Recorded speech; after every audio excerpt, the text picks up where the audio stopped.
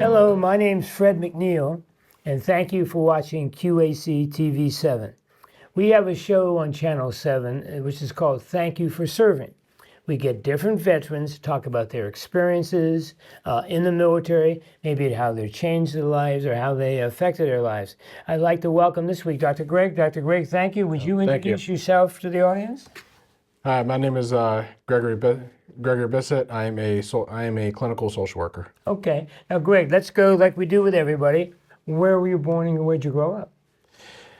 I was actually born on the other side of the bay in Rockville. That's right. You're a Montgomery County man. Yep. All right, high five. All right. I spent my first several years up there, actually going to Goshen Elementary first in Germantown, Brown Station Elementary in Gaithersburg, where my family did live in Gaithersburg, and eventually going to Kingsview Middle School in Germantown.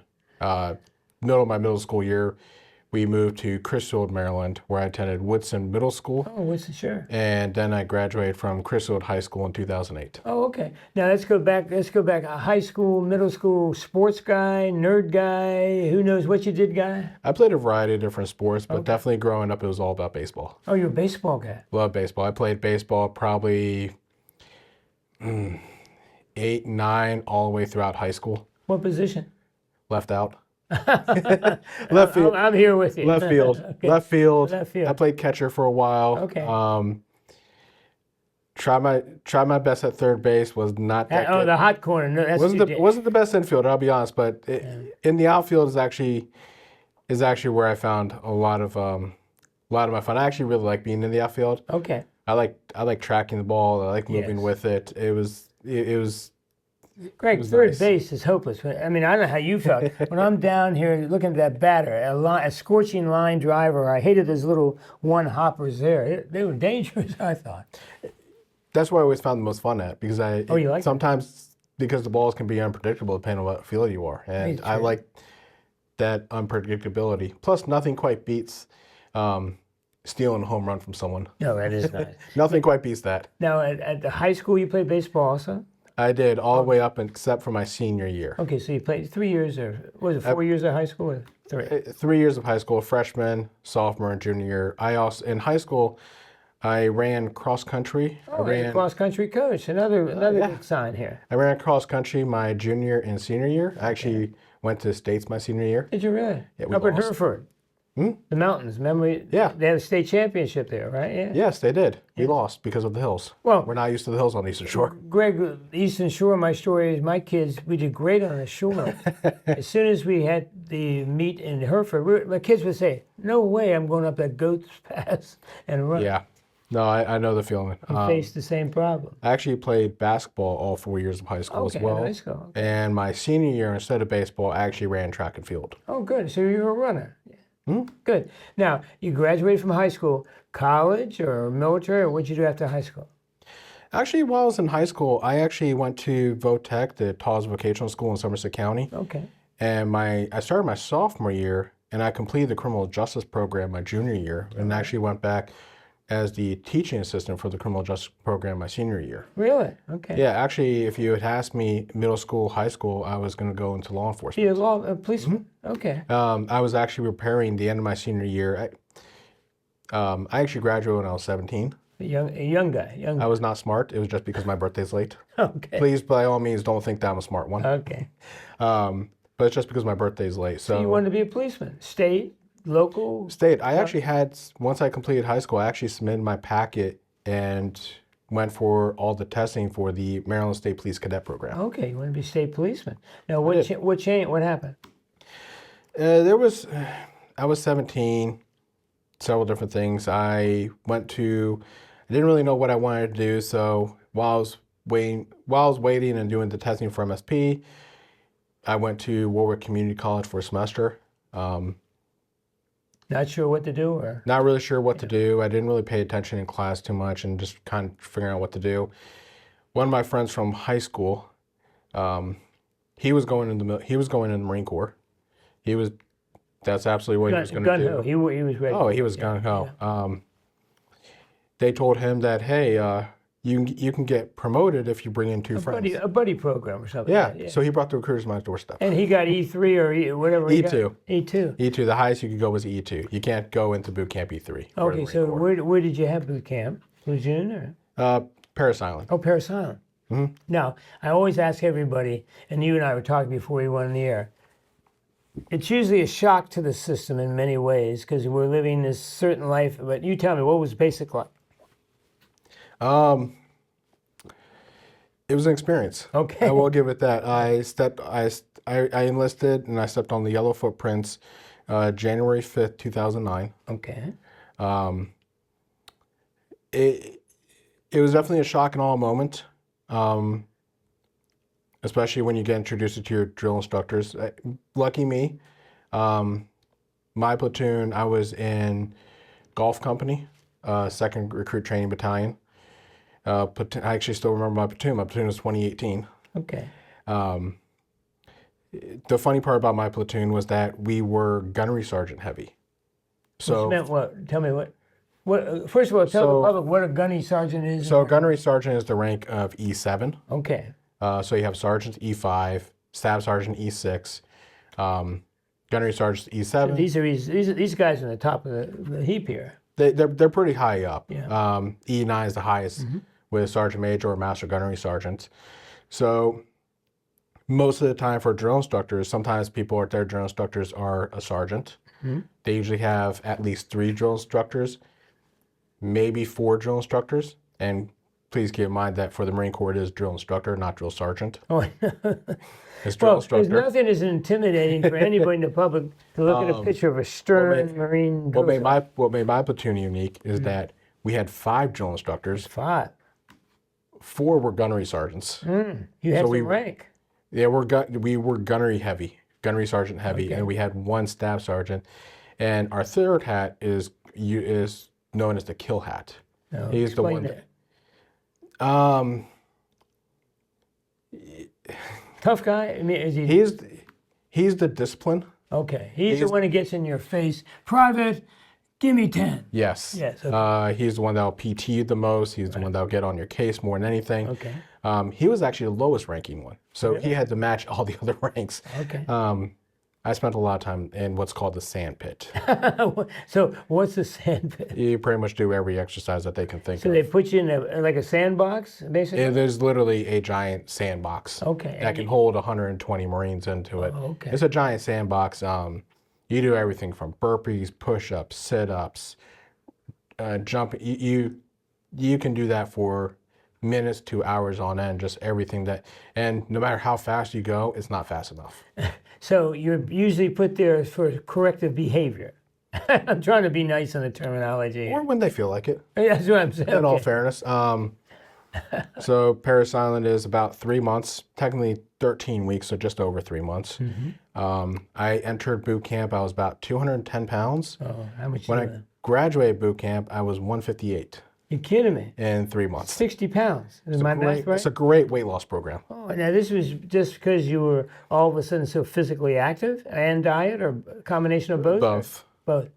Well, I know in my basic training at Fort Bragg, the same Marines, we had to shovel the food. The drill Yes, sergeant we was did. saying, "Private, you've got to go," and same thing. Yeah. Okay. Yeah, You lost 60 pounds. yeah. Now, besides the sand pit, any other experiences from basic training? I have a couple interesting ones. Okay. One particular. So when you're at Parris Island, you get told you yell constantly. Oh, yeah. All you do is yell. Yes, drill sergeant. No drill. Right. Exactly. Right. One small hiccup with that was that halfway through boot camp, I lost my voice. Just actually went hoarse. I literally lost my voice. Coach's or teacher's voice gone. Yeah. Yeah, I could not speak at all. Oh, Lord. So my drill instructors found out. I wasn't yelling, so I spent A lot of sand pit many time. hours in the sand pit Oh, saying just because you'd lost your voice I lost my voice and I'm screaming at the top of my lungs. and nothing's coming out. Nothing's coming out, and they're telling me I need to yell. Okay. Private, I can't hear you. Yeah. We're recruits. Then so we have absolutely no rank. No skill. It's You're rank. zero. You're E0. Okay. Yeah.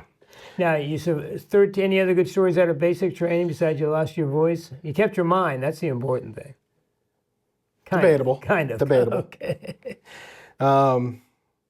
Any low crawling in mud or qualifying at the range? Or Yeah, I mean, that's a given. Yeah. We were actually one. It changed a couple years after us because I went boot camp 2009. In 2011, I may have that off. We were the last couple years that the Marine Corps during boot camp we trained on iron sights. So it's just rear post, front post, just naked eye through the sights. Past that area was training on what's called the ACOG, which is yeah, okay. It's a 4x32 scope. Okay. You actually you were shooting with a scope? In boot camp, yeah. Really? They were allowed to do that in 2011 starting. So we were one of the first people that actually trained on iron sights, which I think they should have kept iron sights. But is what it is. So you get through basic training. Are you still an E0? Did they give you E1. You're an E1. I graduated E1 private, no rank on my sleeves. Okay. Now, good. From there, I did because I was not infantry, what's called a grunt. Okay, so you were an 11 Bravo Army. I don't know what they call it. I was not an infantry person. Okay. I actually went under the combat support option. Oh, lucky you. So, well, Maybe. say that. Maybe. So I did Marine combat training at Camp Geiger, where they do. Now, what's Marine combat training? I mean, it's just a month long. Marine combat training are everybody that are not grunts. Okay. To do some really, really, when I say basic infantry stuff, I mean basic infantry stuff. It is next to SOI, School of Infantry. Now, what's SOI school? School of Infantry. Okay. SOI. But we're not being trained as infantry. Those guys are there. These are just some skills you might need in case so you get a little bit more advanced infantry stuff. Okay. But you're not infantry. Okay. So I did a month there. From there, I was designated as a 1812 in the Marine Corps. What's that? 1812. M1A1 tank crewman. Oh, you were a the tanker. Abrams. I was a tanker. Oh, talk about that. What was that training like? Now, you know, the Army, we call them coffins on wheels. What is that with the Marine? Tanks, we called coffins on wheels. Steel horse. Oh, steel horse. Okay. We'll talk about training to be a tanker. From there, she went to Fort Knox, Kentucky. Okay. Where the Army guys trained too? Tank school up there. And did several months at tank school up there. Graduated in September from tank school.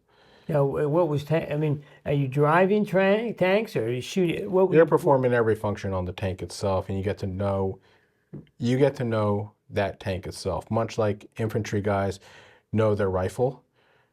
Instead of a rifle, it's our tank. Okay. Now, could you drive a tank? Yes. And I assume you can load the gun or machine guns and shoot a tank. You get trained as a driver, a loader, and a tank gunner. How long was that school?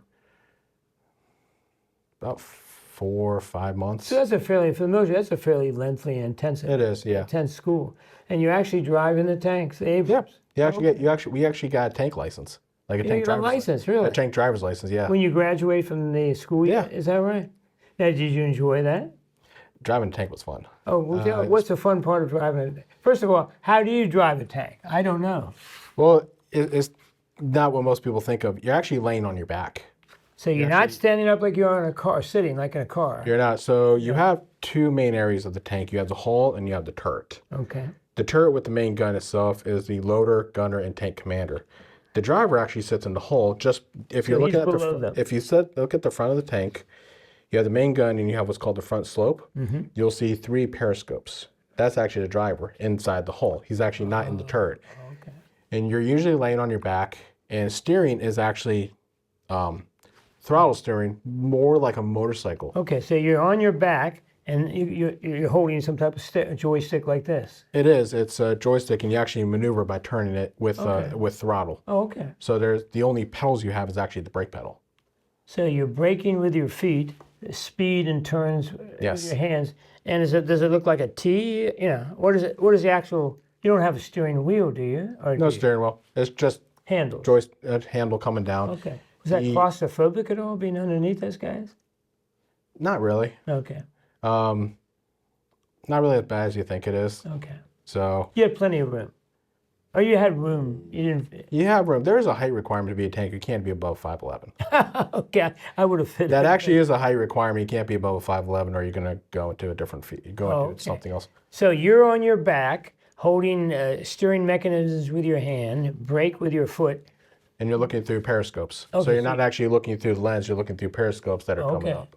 And above you are the people running Yes. the armaments. Is that about right? Okay. Communicating in-house communication. Through an intercom system in a tank. Okay. Yeah. Now on a tank, I mean, I know nothing. An officer and enlisted, or how does it? What's the crew of a tank?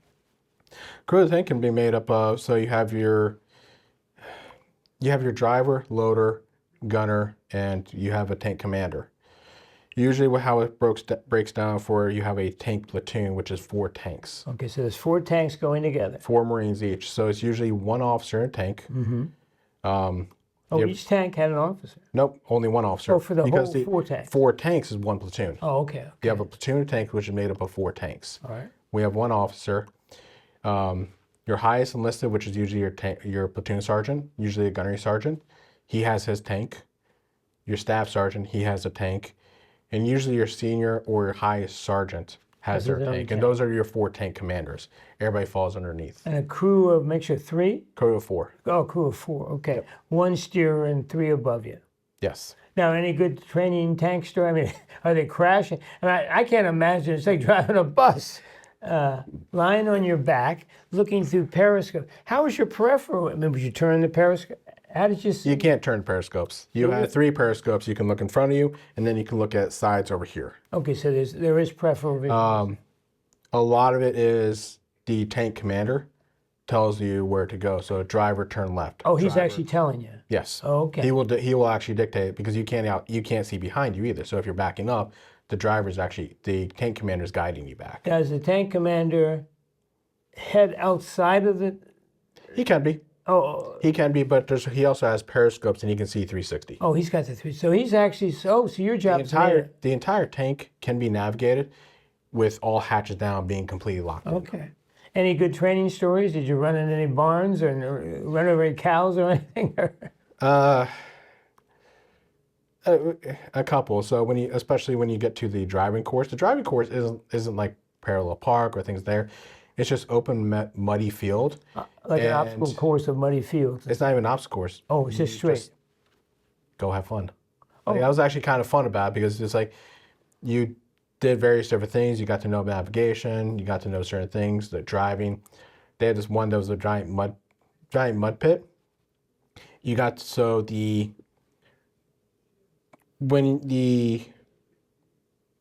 when all the hatches are sealed, you lock down. Lockdown is supposed to be completely airtight. Okay. You get to know if your tank's airtight or not, because when you go through the mud pit, all the water comes up, and then you start getting a lot of water that you get completely soaked. Now, when you're on this field driving around, is your tank commander telling you, take a left, take a right, stop, reverse? Or no, you're on your own with the periscopes? It depends. Okay. Depends on how much driving you do, for tank school, how enthusiastic you were, and how good of a driver you were. Now, most people are good drivers. Can most people be a good tank? I mean, what's the difference between driving a car and a tank? Obviously, 10,000 pounds or 2 tons or whatever it might be. What's the obvious difference? So a tank doesn't steer like a car, of course, because it's tracks. So as you're turning, what's happening when you're turning is that one side locks up. Okay, so you're kind of pivoting around. So the other side turns you around. Okay. So how about reverse and stop? Very similar. Okay. You can pivot the same as if you're at a stop, you turn all the way, and you give it gas, you can spin 360 in place. Just go right around. Yes. Now, what's it like? I mean, it's like a roller coaster. I mean, when you're on, what is it like going down to a deep water pit? Do you get a sense of you're on a roller coaster? No. It's a lot of fun until you realize that you forgot to close the hatch. And all the water comes in the mud. Yes. Now, how about when you're locked down? You have your own air filtration system, I'm assuming. You air can conditioning? through the Oh, chemical, biological, you're all right. I forget what it's called. It's the chemical, biological Radio, system. CBR or whatever. it Yeah, is, we have that in the tank itself. Okay.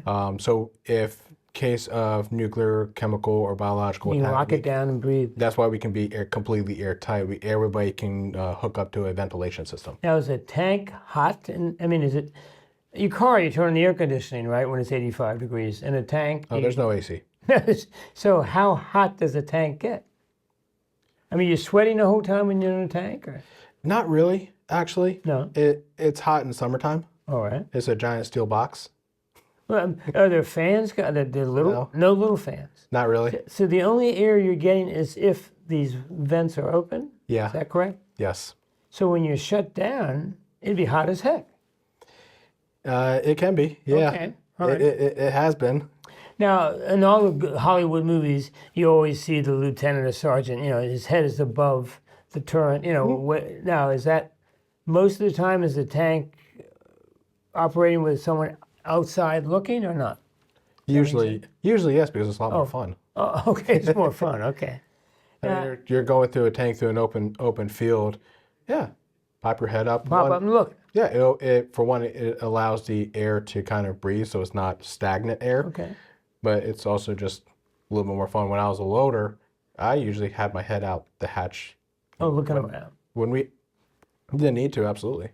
How about, I mean, so summertime, if it's hot, it's hot.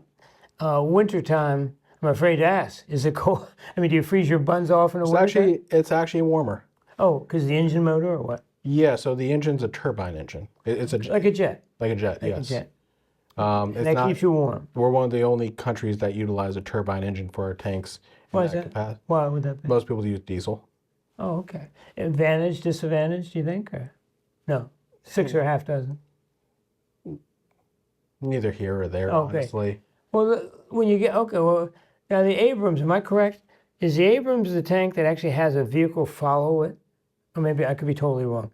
How do you get fuel? What do you do when you're out in maneuvers or out in combat? I mean, you just don't pull into a gas station and say, fill. How long can No, you? and not that. Well, it can. The thing about it is it can run on a variety of different fuels. Okay. So it has but it usually runs on JP8 And what's fuel, JP8? jet fuel. Oh, just really. jet, just like the airplane. Traditional, yeah. Wow. But it can run on. You have to do a couple things, but it can run on diesel fuel. It can run on a couple things. So you could actually convert to diesel. It can. You have to switch a couple things in the wiring in the engine, but it can be done. Now, how long? If this is point A, how long can you stay out in the field? I mean, hours, days, weeks, minutes. In other words, how often do you have to refuel? Depends on how far you're driving. Well, How can- often if you have to I tank. put you in a tank in Centerville, how far can you go without refueling? So you make the Bay Bridge, you make Annapolis, Washington. Oh, we can make the Bay Bridge. Okay. Definitely not. Probably DC. Oh, you can get that far. Probably DC. Now, how do you refuel? All I can see is you pointing up the gas, saying, "Hey, fill her up." How do you refuel? In the back of the tank, there are two ports. Now, there's support units. See, I know nothing about armor. Are you being followed by support Yeah, units? so tanks always always have support units with us. So we always have tankers with us for fuel. So the tanker's actually following you in the field, or Yes. okay, but We have back tankers. further, or Further back, yes. yeah, okay. We have supplies, so like MREs, chow. We have rounds, more ammunition On the tanker. on the tank, but we have usually back a convoy will follow with more ammunition just in case. We usually also have what's called a tow gunner or tow gunners with us, which they're infantry guys, but they travel with the tank platoon as far as anti-tank Okay. missiles, really. All right. It's guided missiles that they can shoot for other anti-tanks just in case. Now, again, I'm not knowing armor. Would you eat in the tank, outside the tank, combination thereof? It didn't matter. It really depends on the situation. Okay, okay. It's situation based. I mean, if you can eat in a tank if you have to and you can't get out, or the situation dictates it. But usually, if we're out in the field, we're doing some maneuvers, and we're just kind of having a little bit of a break, we step out of the tank just to get some fresh air for a moment, just kind of breathe for like 5 minutes. Some fresh air. Yeah. Now, when you finished tank school, got your license, E2 yet or E3? What are you then? That it really depends on time and grain. It's not so much of when you complete that. I did complete tank school and I did hit PFC. Okay, so you're private first class. Where did they send you? I was attached to 1st Tank Battalion in 29 Palms, California. Okay, now what was duty like there? Is that good duty? Just maneuvers and practice? It's the middle of the Mojave Desert. Okay. And I'm in a giant metal box. And it's hot. Yeah. Need I say. How long were you there? I was stationed, I got attached to Bravo Company. I initially started with second platoon.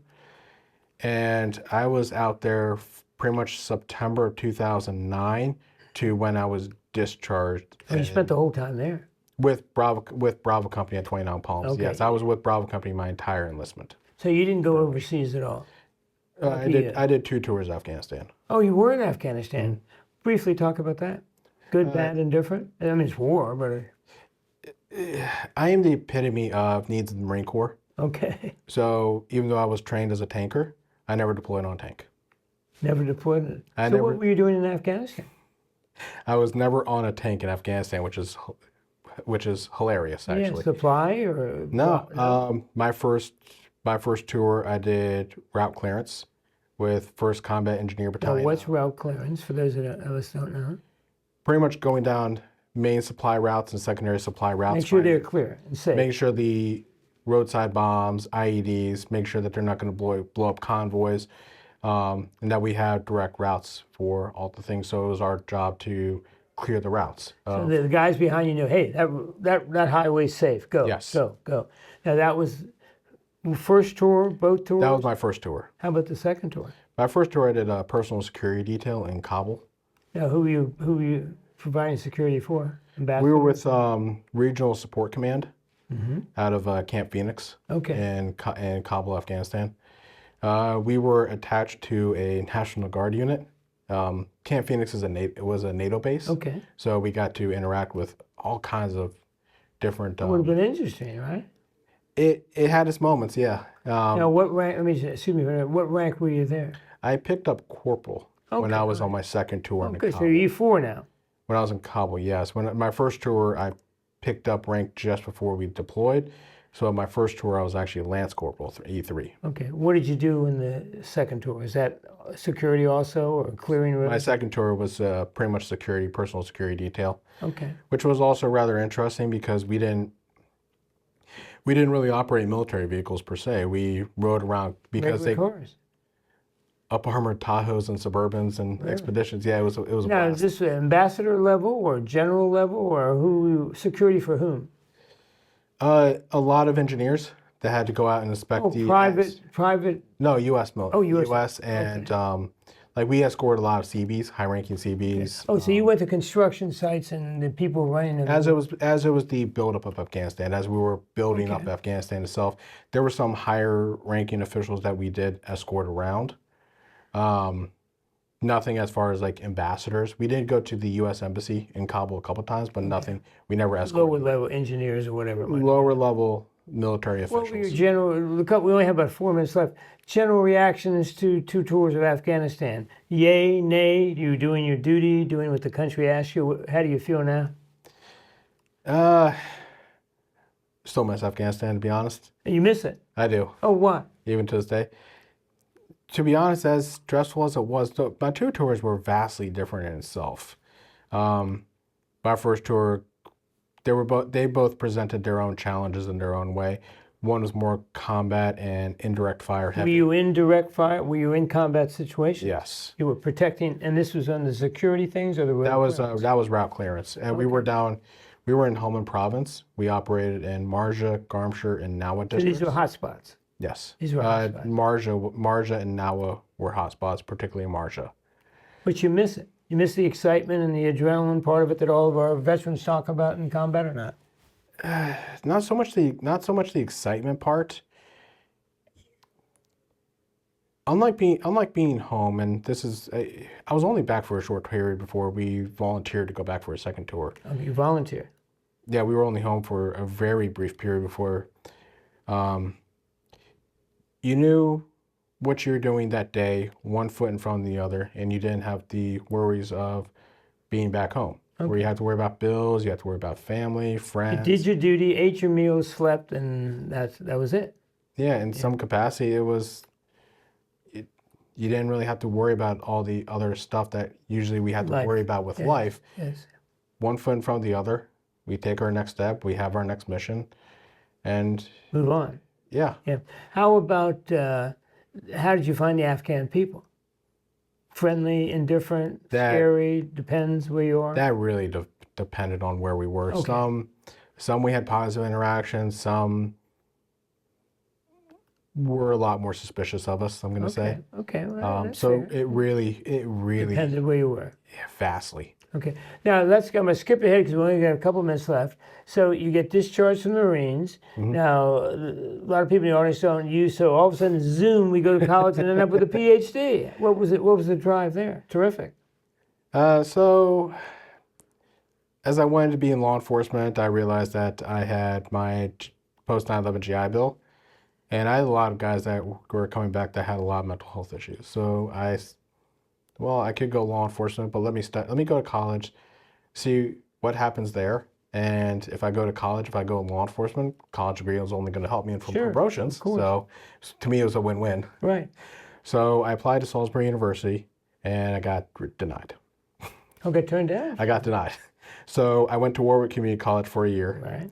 Built up my GPA, reapplied to Salisbury University, and got accepted. I got my undergraduate, my bachelor's of arts in psychology with a minor in statistics. I applied to the master's of social work program at Salisbury and graduated from there. So I completed my bachelor's. Undergraduate and master's from Salisbury. Yes. So I received my bachelor's in 2016, graduated master's in 2018. I started working in the addictions field, gained my clinical hours towards my licensed clinical social worker. Went back to school at the University of Kentucky for my doctorate of social work with my concentration in military behavioral health. Excellent, excellent. So you have two worlds. Yes, I was in the military. Yes, I was shot at. Yes, I experienced that whole thing. Now I can help people. That's pretty good. So there's a lot of people that say, well, I have the education. No, a lot of people say I have the experience. No, you've got both. You've got both. Well, Dr. Greg, was that not the quickest 30 minutes of your life? Yeah. It's good. Thank you for joining us. Okay, now you can go back home, okay? Thank you. I'm Fred McNeil. Thank you for watching QAC TV 7. My time's up. Thank you for your time. We're going to see you next time.